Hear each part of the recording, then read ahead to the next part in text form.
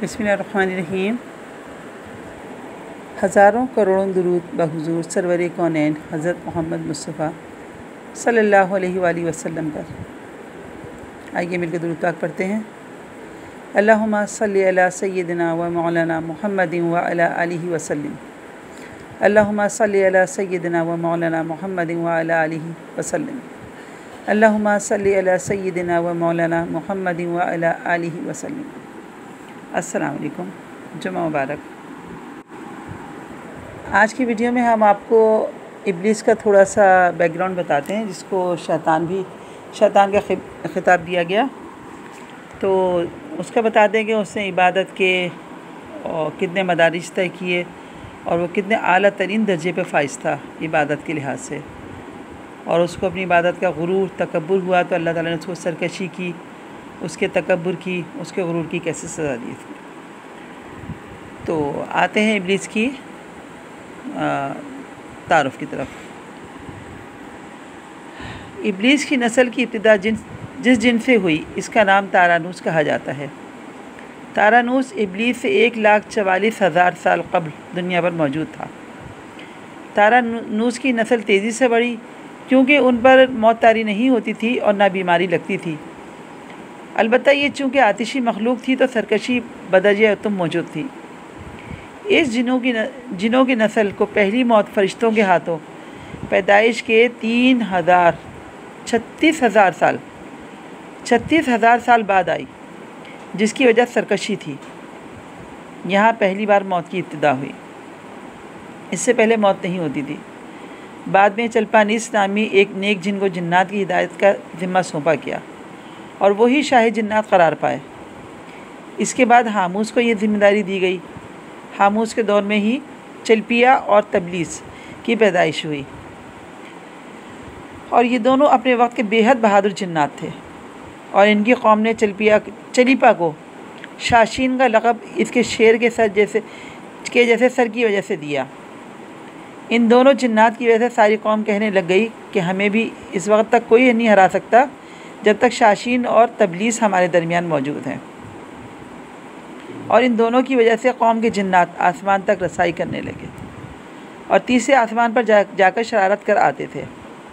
ऐसे में हुक्म इलाही से फरिश्तों ने इन पर हमला किया और इबरतनाक शिकस्त दी। इसी दौरान जब इस्राईल अलैहिस्सलाम को इब्लीस ने देखा तो सिजदे में गिर गया। इब्लीस शुरू से ही एक निडर और ज़हीन बच्चा था। इसमें बाप की बहादुरी और माँ की मक्कारी कूट कूट कर भरी हुई थी। इसने मलाइका के साथ जाकर तौबा का बाकायदा ऐलान किया और फिर फरिश्तों से फैज़ इल्म हासिल करने लगा। इल्म हासिल करने और रियाजत का ये आलम था। अब आप देखें, इमेजिन करें इसका, ये सोचें, तवज्जो से सुने ज़रा, कि पहले आसमान पर आबिद, फिर दूसरे आसमान पर जाहिद, तीसरे आसमान पर बिलाल, चौथे आसमान पर वाली, पाँचवें आसमान पर तकी और छठे आसमान पर कबाजान के नाम से मशहूर हुआ। ये वो वक्त था जब ये फ़रिश्तों को सिखाता था। सातवें आसमान पर इब्लीस बक़े नूर में रहा। हफ्ते अफलाक के सब मलाइका का मौल्लिम करार दिया गया। यहाँ तक पहुँचकर इब्लीस ने अपनी आज़ी और रियासत की इंतहा कर दी। कम व बेश इब्लीस ने 14,000 साल अर्श का तवाफ़ किया। यहाँ इसने फ़रिश्तों में उस्ताद सरदार अज़ाज़ील के नाम से शोहरत पाई। कम व बेश 30,000 साल मुक़र्रबीन फ़रिश्तों का उस्ताद रहा। देखें इसके जो आला तरीन मदारिज थे, आप यहाँ देखें किस तरह से इसके वो थे, दर्जे थे, इसके दर्जात देखिए। और इब्लीस के दर्स व वाज़ की मियाद कम व बेश 20,000 साल है, 20,000 साल। और फ़रिश्तों के साथ क़याम की मुद्दत कम व बेश 80,000 साल है। इब्लीस को हुक्म हुआ कि दारोग़ जन्नत रिज़वान की मुआविनत करो और अहले जन्नत फ़रिश्तों को अपने इल्म व फ़ज़ल से बहरावर करो। यूँ इब्लीस को जन्नत में दाखिले का परवाना मिल गया और जन्नत में भी अपने इल्म से दारोग़ जन्नत रिज़वान को सैराब किया, और यूँ जन्नत रिज़वान की कुंजियाँ इब्लीस के पास रहीं, जन्नत रिज़वान की कुंजियाँ। और रिवायत के मुताबिक इब्लीस 40,000 साल तक ये फ़र्ज़ ख़ज़ानची अंजाम देता रहा। यही वो मकाम आला तरीन जन्नत रिज़वान ही था जहाँ इब्लीस ने पहली बार बादशाहत के ख्वाब देखने शुरू कर दिए। इस वक्त इब्लीस के पास हफ्ते अक़लीम, अफलाक, जन्नत व दोज़ख सबका इख्तियार था और इसने चप्पे चप्पे पे सजदे किए थे। कहते हैं कि रूए ज़मीन पे कोई जगह ऐसी नहीं है, कोई चप्पा ऐसा खाली नहीं है जहाँ पे इब्लीस का सजदा ना हो। मगर यहाँ पे इब्लीस आजी से पहली बार भटका और ख़ुद को बादशाह बनाने और रब बन जाने के ख्वाब देखना शुरू किया। कई मलाइका के सामने रबियत की बात भी की, मगर मलाइका के इनकार के सबब चुप हो गया और यूँ निज़ाम चलता रहा। मगर इस सब से अल्लाह ताला की ज़ात बेखबर न थी। अल्लाह ताला सब जानते हैं ना, उनको सब पता है कि कौन कहाँ क्या कर रहा है, कि कितना भी कोई छुप जाए अल्लाह तबारक व तआला से तो नहीं छुप सकता ना। अच्छा, फिर आदम अलैहिस्सलाम की तख्लीक का मरहला आया, जैसे कुरान मजीद में वाक़िअत बयान हुए ना। इब्लीस आदम अलैहिस्सलाम को जुज़ मरहलावार मुख्तलिफ़ अक़साम की मिट्टी से तख्लीक होता देखता रहा और चुप रहा। मगर जैसे ही इसे ये मालूम हुआ कि ये आदम अलैहिस्सलाम अल्लाह ताला का नाइब है, तो इसने वाविला किया, इबादत और अताअत का वास्ता दिया और फिर तंज़ किया कि मुझ जितनी इबादत किसी ने की है, और आदम अलैहिस्सलाम को सजदा करने से इनकारी हुआ। तब अल्लाह ताला ने कहा कि निकल जा शैतान मरदूद। लानती करार पाने के बाद इब्लीस ने अपनी इबादत और रियाजत का रब करीम से इवज़ मांगा, जिस पर अल्लाह ताला ने इब्लीस को एक वक्त मालूम तक मोहलत फराम की, जिस पर इब्लीस ने औलाद आदम को सिरात मुस्तकीम से भटका कर अपना पैरोकार बनाने का दावा किया, जिस पर रब करीम ने फरमाया कि जो मुत्तकी और परहेज़गार होंगे तो इनको गुमराह नहीं कर पाएगा। तो इब्लीस के इस लानती काम में इसके 5 साथी हैं। नंबर 1 सब्र। इसके इख्तियार में मुसीबतों का कारोबार है, जिसमें लोग हाय वाविला करते हैं, गिरेबान फाड़ते हैं, मुंह पर तमाचे मारते हैं और जाहिलियत के नारे लगाते हैं। ज़रा सा हम पे मुसीबतें पड़ने लग जाती हैं तो हम कितना परेशान होते हैं, चीखने चिल्लाने लगते हैं और सब्र का दामन हाथ से छोड़ देते हैं। तो समझने के फिर हम ये इब्लीस के जो चेले होते हैं हम उनके इख्तियार के अंदर होते हैं। दूसरे नंबर पे और है, ये लोगों को बदी का मुर्तकिब करता है और बदी को लोगों पे अच्छा और पसंदीदा करके दिखाता है। कहते हैं ना, गुनाह के काम में बड़ी अट्रैक्शन होती है। जो बदी का जो दरख्त होता है ना, वो बड़ा छिलमिलाता हुआ होता है, तो हम उसको बड़ा जवाज़ पेश करते हैं कि नहीं नहीं ये तो इतना गुनाह नहीं है, वो तो इतना गुनाह नहीं है। यानी कि बदी के काम को हम अपनी नज़र में अच्छा करके पेश करने की कोशिश करते हैं और उसको फिर करते रहते हैं। तो ये भी ज़ाहिर है हम शैतान के चेले के हाथों में होते हैं। और तीसरे नंबर पे है मुसव्वत। ये कज़्ब, झूठ और दरोग पर मामूर है, जिससे लोग कान लगा कर सुने।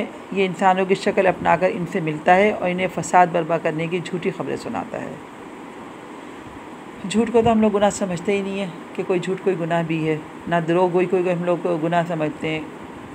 लफ्ज़ी अपनी दिखाते हैं, छोटी बात को बड़ा करके बयान करते हैं, झूठ को, कज़ाबी को और दरोग गोई को कोई हम गुनाह नहीं समझते। तो ये सोचें कि देखें ये भी इब्लीस का जो चेला उसका साथी है, तो वो हमें भड़का रहा होता है ये सांसें। चौथे नंबर पे है दासिम। ये आदमी के साथ घर में दाखिल होता है और घर वालों के ऐब दिखाता है और आदमी को घर वालों पे गज़ब ना करता है। होता है ना कि हमको अपने घर वालों में भी ऐब नज़र आ रहे होते हैं, कोई अच्छी बात होती है, यानी घर में आपस में तफ़र्क़ा होता है, जो एक दूसरे के हम लोग दुश्मन हो जाते हैं, एक दूसरे की बस सिर्फ बुराइयाँ नज़र आती हैं, नाइत्तेफ़ाक़ी हो जाती है, तो वो भी समझ लें इब्लीस का जो साथी है वो हमें भड़का रहा होता है और हम उसके भड़काई में आ रहे होते हैं। 5वें नंबर पे है ज़कनियूर।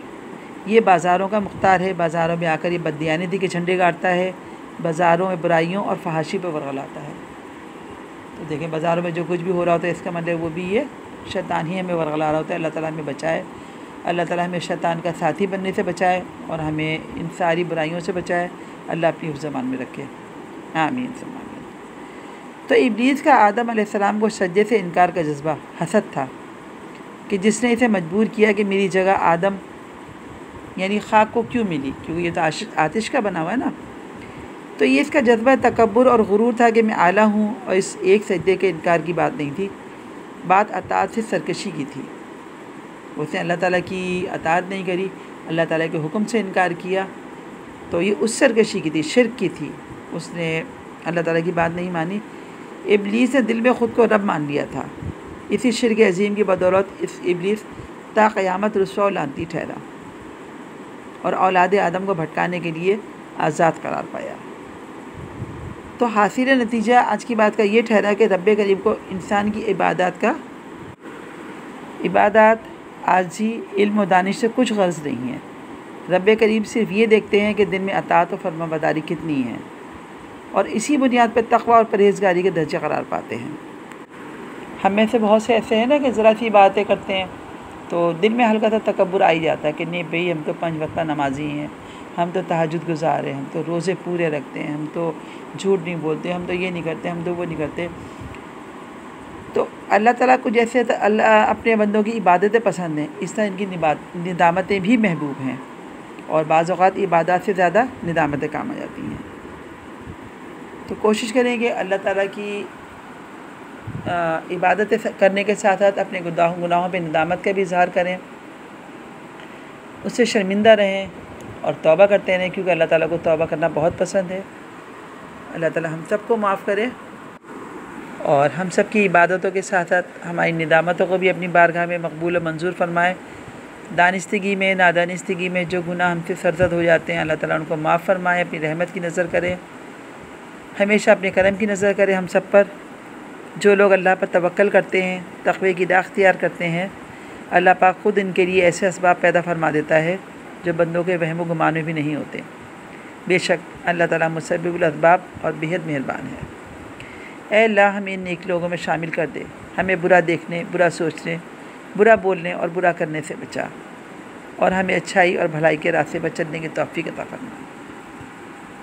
अल्लाह ताला हम सब का हामी और नासिर हो, हम सब से राज़ी रहे, अपनी रज़ा और अपनी अता हमें अता करता रहे, अपनी और अपने महबूब की हम सबको मोहब्बत अता करे। अल्लाहुम्मा आमीन। जुमा मुबारक।